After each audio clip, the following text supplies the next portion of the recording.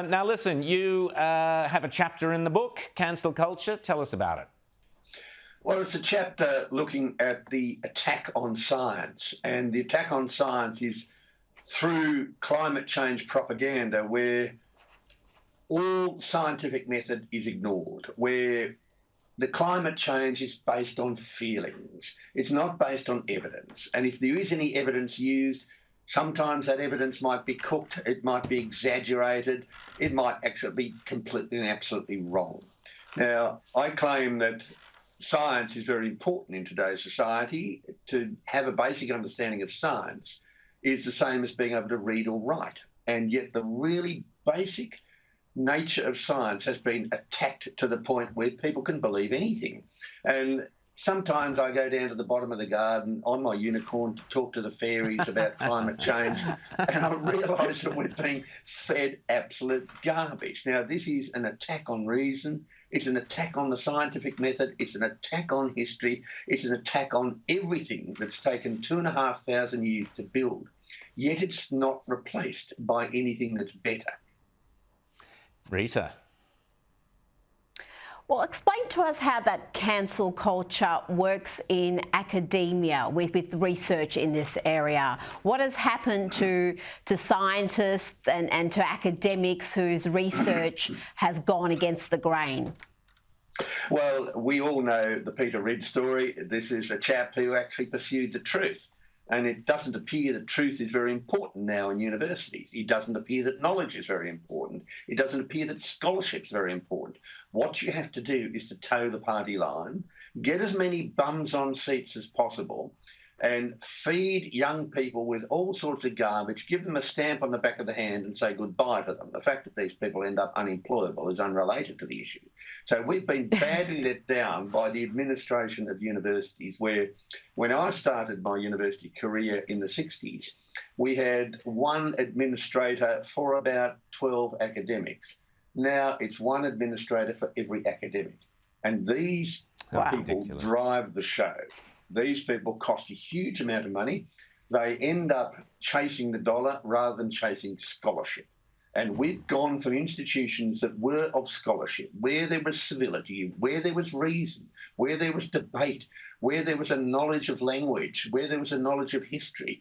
We've lost all of that, and these are institutes of propaganda. James. I'm curious, you say about universities, but what about what's happening at the lower levels, primary and high schools, where the Australian curriculum calls for sustainability to be a cross-curricular priority in every single lesson that is taught? Are you disappointed that a Conservative government has been in power for so long and they haven't done anything really to address that? Yes, I'm terribly disappointed with state and federal Conservative governments. They have been following the mantra of the cancel culture, of the Greens, of the loopy left, and these are people who'd never vote for them anyway.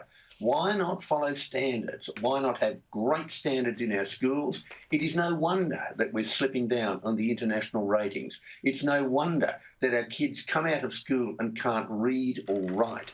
It's no wonder that we have a situation where in universities, I found in my experience of teaching where the kids come in and they cannot mount an argument. They can give you propaganda. And I solved that by giving them a weekly 3,000-word handwritten essay. That sorted them out. And, of course, I got streams of complaints from those who couldn't read or write. And, of course, it led to an enormous amount of cheating. But you can get on to that. But what we've got now is a situation where we have an education system which is a total disaster, and state and federal Conservative governments have done nothing about standards and scholarship. Ian, you're a geologist. You've studied this continent. The recent floods, are they proof of climate change and global warming? Well, I've got a toenail I dropped a rock on when I was out in the bush. That, to me, is proof of climate change because this rock actually formed in glacial conditions. Now, you can argue that climate change it causes everything. What we don't understand and what the children are not taught is that climate always changes, and it has for 4,567 million years. And the very slight changes we are measuring today are nothing compared with those in the past. And if you look at past floods, we can see that much of the flooding is on areas called floodplains. Now, I wonder, why are these called floodplains? It's bleeding obvious what has happened over time. We have flooding. It's a normal process. And even historically, the floods that we saw in the Nepean and Hawkesbury rivers are nothing compared with historical times. So we have lost knowledge. And by losing that knowledge, everything becomes unprecedented because it happened in your life. And because you've totally lost any civility and any abrogation of responsibility has got to go to someone else, you have to blame someone else. You can't say, oh, well, this is just a natural process. Maybe I shouldn't have built on the floodplain. You've got to blame someone. And that's our culture today, blame. Wise words. Don't build on a floodplain because you might get flooded. Ian Plimer, always great to chat to you. Keep well and we'll chat soon. Thanks, mate. Thank you, Outsiders.